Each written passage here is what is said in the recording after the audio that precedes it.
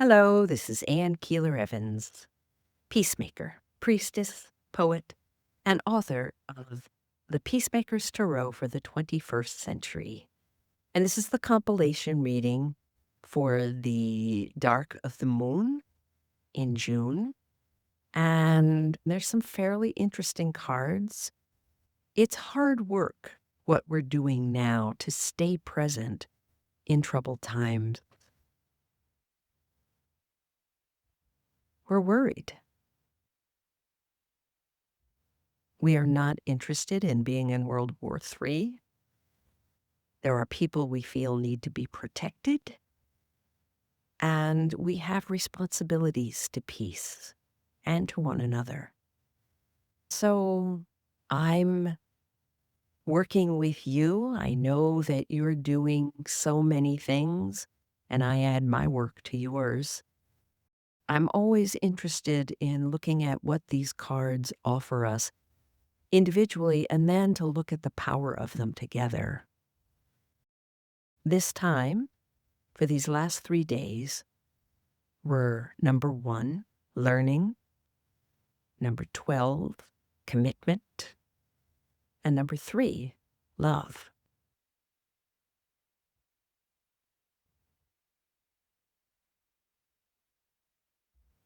Number 1, learning, was what we're required to release. I think of it as we're not learning now, but we're required to let go of what we're learning into the world. And what we learn are facts and stories. This is an incredibly important time to deal with the difference between facts and stories. I believe that stories are what we tell when we're looking for new answers, new facts, to build new stories and new quests for truth upon. We denigrate stories by, oh, they just made that up, that's a story. No, stories are more important than that. They hold our history. They hold our wondering. They hold the sights of all the things that we have seen. And that gives us the possibility to look for new facts. Facts are just being manifested at astonishing rates. People are making discovery upon discovery upon discovery. It's pretty exciting. And we're being challenged to stick to the old facts and not to learn about all the possible ways for humanity to grow and for us to grow together. The second night, the dark of the moon, which was time for rumination, was commitment. And it's committing to a task, even though there could be sacrifice involved. Sometimes we have to turn ourselves inside out, or we have to be patient and bear with things until it's no longer time to be patient, and then it's time to change it. We do this in a variety of ways. 2 that I work on are surrender. It is hard, but I think it is very important in these moments to surrender to what this truth is that's going on in our world. We're not excited about it. It doesn't matter. It's what the truth is. And then we work together as small groups of individuals, as families, as communities, and as a nation to transcend these truths and bring new truths into being. We can do this, but it's not easy.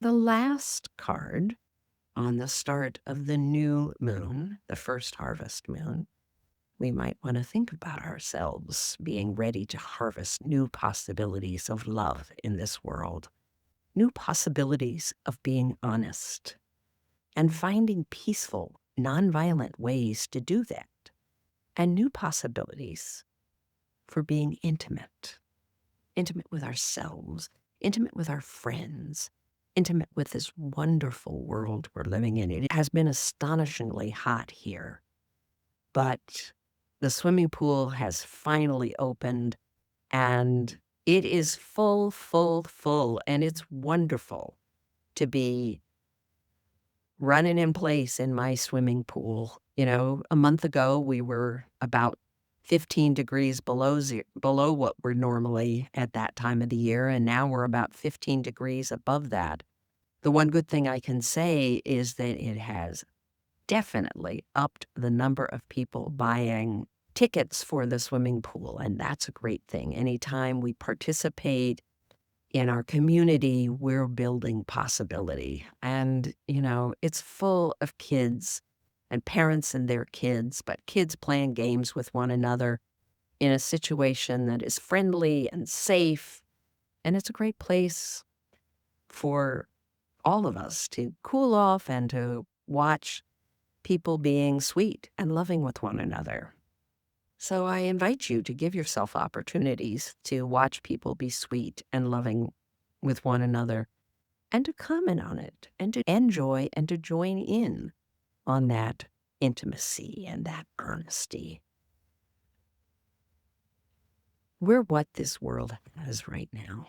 We're always what this world has. We're the ones. We're the ones that the world's been waiting for. And whoever's listening, we're the ones. So we need to take the opportunity to be the ones who make a difference, who make friends, who make love, who learn, who'd separate fact and story and work with the ones that we're best suited for, and to be committed to what it takes, because this is hard work. But you know what? Nobody said it was going to be easy. We're here for the hard work. You are so beautiful. I'm so grateful to be with you. And you can find me at AnnKeelerEvans.org and here on YouTube and on Substack. I say to you, salam, shalom, peace, blessed be. And I'll see you at the bright of the moon.